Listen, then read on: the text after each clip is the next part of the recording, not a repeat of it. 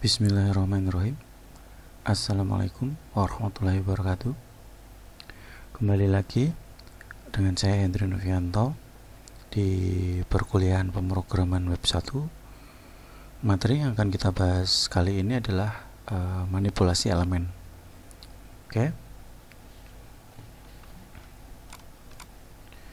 Capaian pembelajaran yang nanti akan teman-teman dapatkan itu adalah mahasiswa itu diharapkan mampu menerapkan konsep DOM ataupun dokumen objek model untuk manipulasi elemen pada halaman web menggunakan JavaScript. Jadi kita nanti manipulasi modelnya itu menggunakan JavaScript.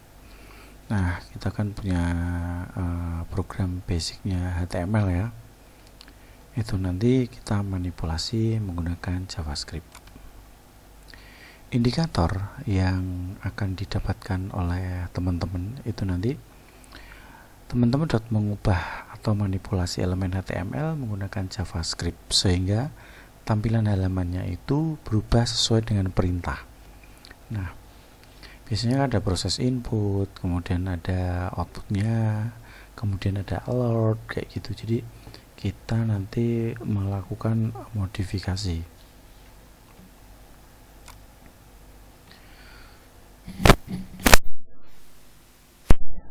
Nah, pada website modern, halaman web itu tidak hanya menampilkan informasi, tapi dapat berubah secara dinamis sesuai dengan interaksi pengguna.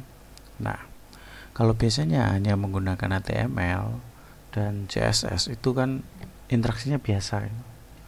Kalau kita menambahkan JavaScript, itu interaksinya bisa menarik dan bisa hidup. Seperti pop up, kemudian di dalam pop up itu ada pilihan, itu kita menggunakan JavaScript. Nah, contohnya mengubah warna tombol ketika diklik, sebenarnya itu juga bisa dirubah menggunakan CSS ya, namanya pakai hover. Kemudian mengganti isi teks, menampilkan atau menyembunyikan gambar, mengubah ukuran font, dan mengubah background halaman. Nah, ini bisa dirubah menggunakan CSS ataupun menggunakan JavaScript. Tapi karena di sini kita pembahasannya menggunakan JavaScript, maka contoh-contoh yang akan diberikan nanti juga menggunakan JavaScript. Nah, semua perubahan tersebut dilakukan menggunakan DOM tadi, dokumen objek model. DOM sendiri itu adalah representasi dokek ya, HTML dalam bentuk objek yang dapat diakses dan manipulasi menggunakan JavaScript. Nah, model strukturnya seperti ini. Ini kan dokumen, kemudian ada HTML ya, kemudian head, title, body. Nah, di dalam body ini kan ada header, ada paragraf, ada button, ada image kayak gitu. Mereka bisa dimanipulasi menggunakan DOM atau JavaScript. Fungsi DOM sendiri itu digunakan untuk mengubah teks, ya, mengubah atau memperbarui isi teks pada elemen HTML. Kemudian mengubah gambar, kemudian mengubah warna, ukuran, kemudian atribut ya, dan menambah elemen, menghapus elemen, serta mengubah style CSS. Nah, tapi hati-hati, kadang kita menggunakan JavaScript itu bisa bentrok. Kalau bentrok, maka biasanya hanya satu JavaScript yang aktif atau kode dari JavaScript tersebut tidak akan keluar. Jadi teman-teman mungkin saya udah mengganti kode JavaScript ini, tapi kenapa kok nggak ada hasilnya yang keluar? Itu bisa disebabkan salah satunya adalah kodenya bentrok. Jadi mungkin teman-teman sudah bikin kode di atas, kemudian di bawah bikin lagi, atau saling tumpang tindih kayak gitu. Jadi nanti dia tidak akan bisa bekerja secara maksimal.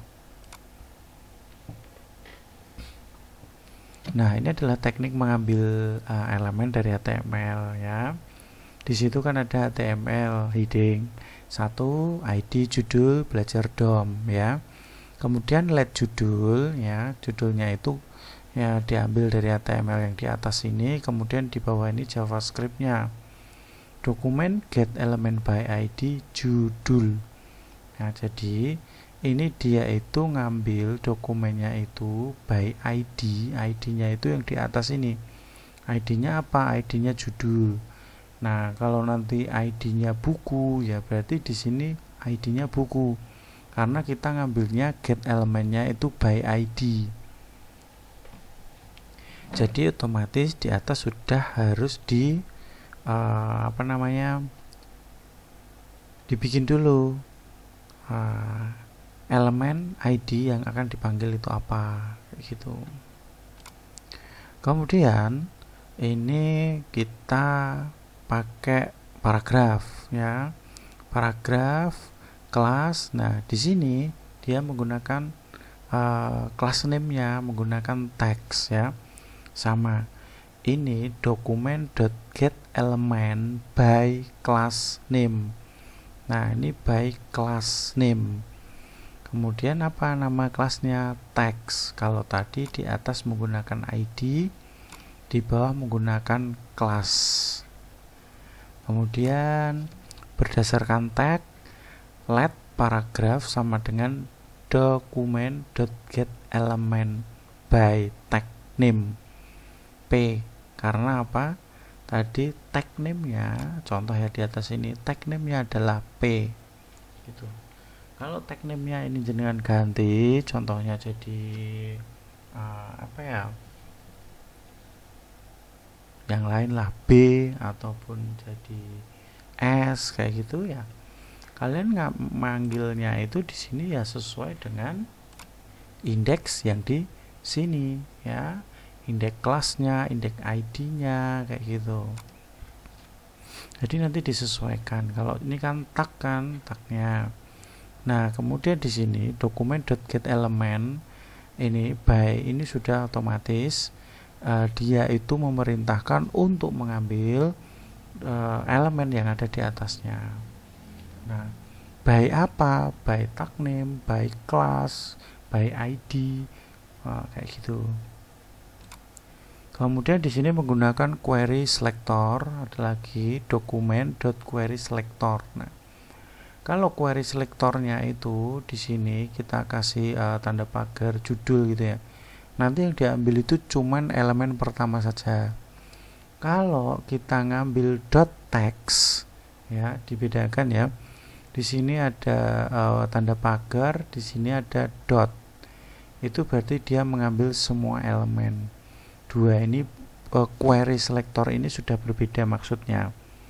Kalau kita pakai yang di atas ini cuman elemen pertama yang dipanggil. Kalau dot ini semua elemen akan dipanggil kayak gitu. Jadi hati-hati nanti ketika jenengan aku cuman mau itu elemen pertama saja gitu kan. Tandanya kita pakai dot, berarti semua teks atau semua elemen itu akan dipanggil. Kemudian untuk manipulasi elemen seperti ini, heading 2 ID judul ya, katakanlah pemrograman web, button on click. Jadi ketika dia diklik ya, ubah kelasnya apa atau fungsinya apa, fungsinya ubah. Nah, itu kalau dimanipulasi menggunakan JavaScript, maka dia akan berubah sesuai dengan isi manipulasinya. Contoh di bawah ini, function ubah di sini ya, function ya. Kemudian dokumen get element by ID ya, ID-nya di sini. Kemudian ini judul. Nah, inner HTML, ini data baru yang akan diinputkan. Jadi ketika nanti teman-teman mencoba ini program ini, ketika diklik ubah, maka HTML yang baru atau data yang baru belajar JavaScript ini akan mengubah isi dari pemrograman web kayak gitu. Replacement ya, karena di sini adalah function ubah dan datanya nanti ini adalah belajar JavaScript gitu. Kemudian ini manipulasi warna. ada heading 1, kemudian ID judul, browser dalam, button on click, warna. Kelasnya apa? Kelasnya warna ya.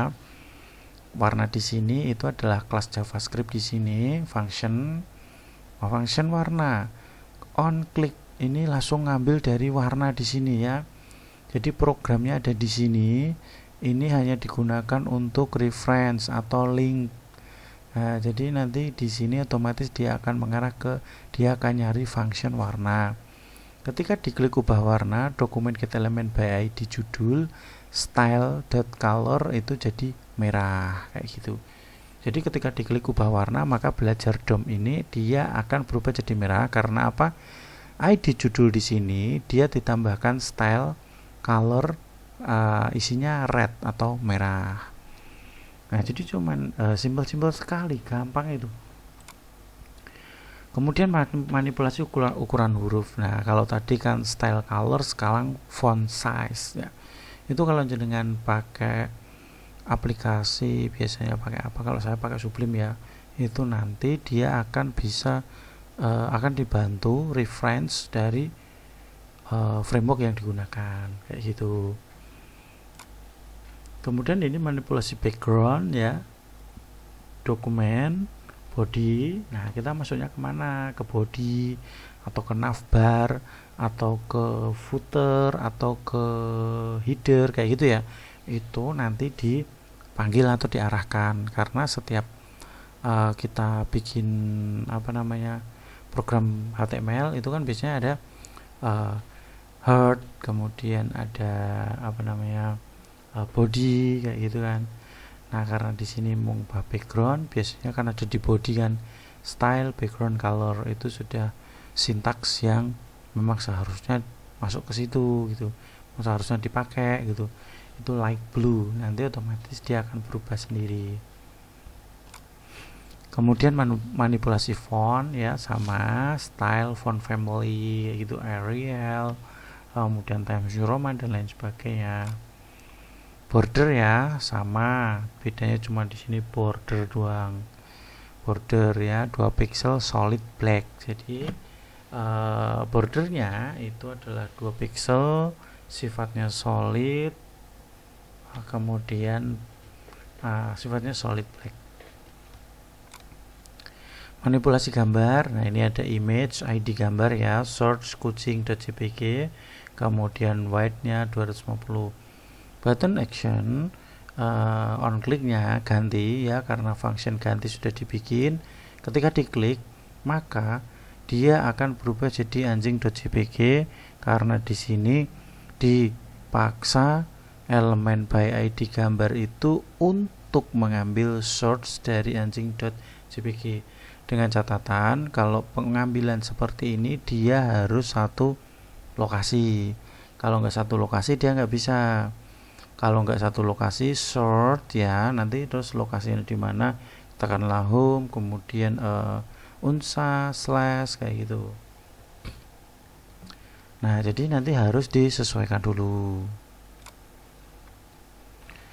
Manipulasi atribut seperti anchor ya, ID-nya apa? Link, href-nya kemana? Karena di situ belum ada ya, itu cuma tanda pagar doang. Nah, terus di JavaScript itu kalau katakanlah kita bikin dia sebuah program untuk pop up gitu ya, terus kita masukkan dokumen.getElementBy by itu ID-nya link, kemudian href-nya langsung diarahkan ke situ. Kalau kita bikin program biasanya itu href-nya itu berdasarkan dari data input. Kemudian menampilkan dan menyembunyikan elemen. Menyembunyikan elemen itu style display-nya none. Kalau menampilkan style display-nya block gitu ya. Kemudian mengubah banyak style di sini let J ya, let J. Kemudian dialokasikan ya sama aja dengan variabel ya. Variabel J sama dengan dokumen.getElementBy judul tadi. Nah,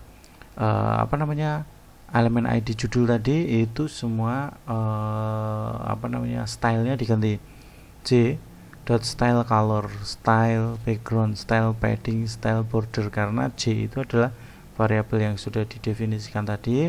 Kemudian kita manggil apa? Manggil stylenya.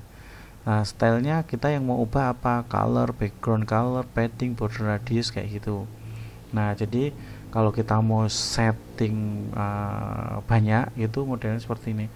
Variabelnya dulu apa, kemudian perintahnya apa, ngambil elemen itu dari mana, kemudian baru kita eksekusi untuk style. Ya, jadi kita mempersingkat waktu juga sih. Nah, ini adalah contoh program. Di situ ada contoh program doctype HTML, berarti di HTML versi 5 ya. HTML, head, judul dan lain sebagainya. Kemudian di situ di bawah body ada heading 1 ID judul pemrograman web. Ketika diklik ubah, maka datanya itu akan berubah. Nah, ubah itu klik saya itu nanti function ubah itu isinya apa gitu. Nah, sedangkan ubah itu di situ isinya belajar JavaScript, kemudian white, green 20 pixel, 40 pixel kayak gitu. Jadi kalau JavaScript, kamu masukkan JavaScript di HTML harus dimulai dengan script, kemudian diakhiri dengan script kayak gini. Nah, saya tunjukkan apa namanya programnya. Kebesaran programnya ini doctype. Nah, kalau yang ini kan sudah ada apa namanya stylenya ya. Doctype HTML title body style font family ya. Tadi masih ingat kan font family itu apa? Font family itu dia itu mendeskripsikan atau istilahnya mengarahkan font family-nya itu masuknya ke Arial.